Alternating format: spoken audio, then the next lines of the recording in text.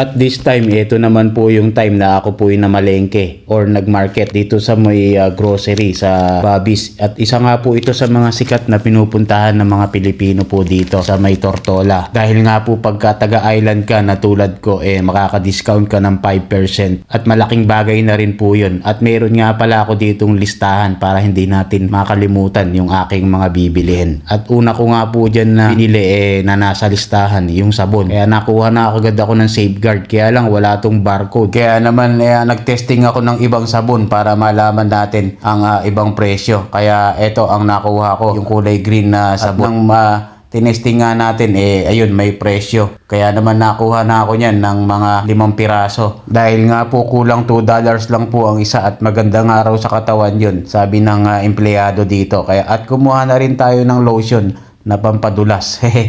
Di po, joke lang po. At nakuha na rin po ako ng Colgate na 5-pack sa isang pack. Nasa $24 lang po yun. Nakatipid po tayo pagka maramihan. At kinuha ko na rin pala yung Safeguard, mga 3 piraso. At saka gatas para pampalakas. At heto, nakuha na nga po ako ng maraming tinapay na tig $2 ang isa. Dahil nga po pagka uwi ko po, nagutom ako. At bago pumasok minsan nagkakape tayo, masarap po i-partner sa tinapay ito. Sa kape pala, sorry, nasa tag $2 lang po ang bawat isang piraso niyan. Kaya nakuha na po rin tayo. Tsaka itong mani, para minsan meron po tayong kinukukot. Ako lang pala. At dinamihan ko na nga po ang tinapay dahil nga po mahal ang bilihin dito sa amin. At dito nga po sa Bobby's ay mura lang. At bumili na rin po ako ng pan na 2 klase, white bread tsaka brown bread. Nasa tig $5 lang po ang bawat isang pack niyan. At yung brown bread naman kulang-kulang $6. Pwedeng-pwede na po yan dahil meron naman po akong peanut butter kaya masarap ipalaman to habang nagkakape.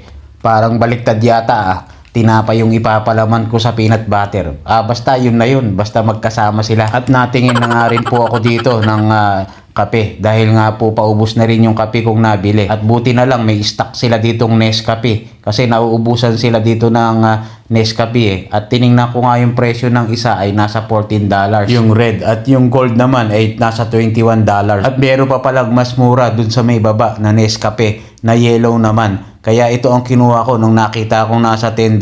Kaya dalawa na po kinuha ko na to. Mura na po yan dahil nga po nagkakaubusan dito ng Nescafe pagka ako po nabili dito dahil nga po kung mamalengke ko once a month lang po. Minsan pa nga po 1.5 buwan, depende po sa stock ko. At nakuha na rin po tayo ng isang Coffee Mate na nasa $6 lang po ang isa. At habang namamalengke nga po tayo or nagba-market, nadaan tayo dito sa mga pagkain po nila na Caribbean food po at tinanong natin ang isang presyo ng order.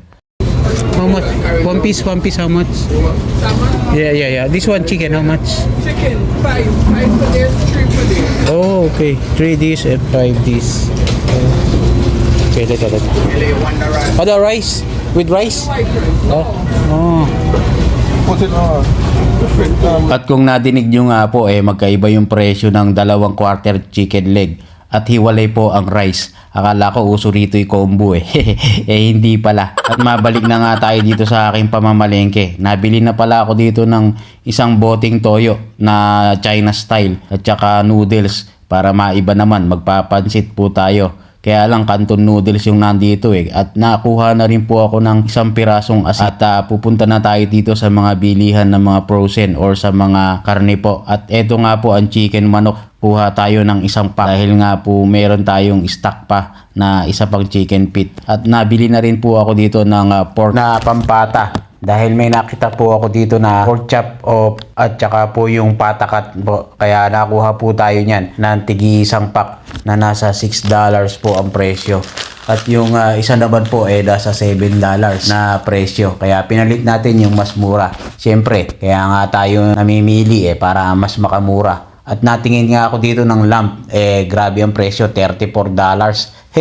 Kaya binalik ko na lang. Pati dito sa may baka, kamahal din ang presyo. Kulang-kulang 30 o $8 ang isang piraso.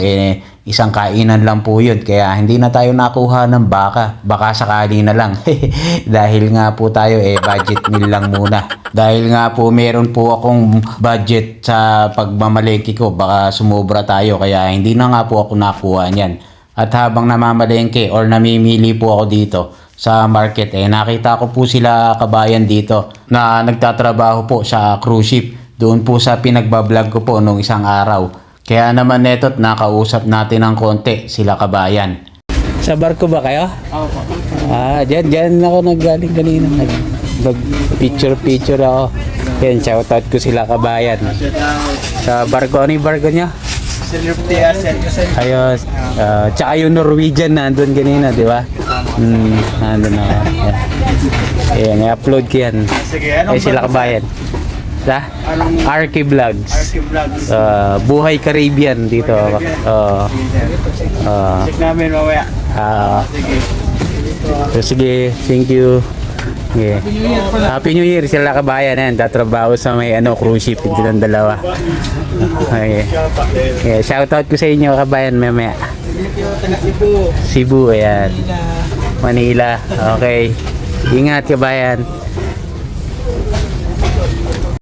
At after nga nila kabayan mamili dito sa Babis, naaalis na sila dahil nga po nagmamadali yata At mabalik na nga tayo dito sa aking pamalengke. At nakuha nga po tayo ng log ng chicken manok. Nasa kulang-kulang $4 po ang isang pack po niyan. At ito naman pong tag 24 ay $9 po ang isang pack po niyan. Kaya kumuha na po tayo ng maramihan dahil pang mabilisan po itong luto pagka ako nga po papasok, betlog lang ang kinakain ko. At nakuha na rin po ako dito ng sibuyas. Nasa $3 po ang isang pack nun. Naalala ko tuloy dito sa lugar namin ang isang piraso ng red onion nasa $4.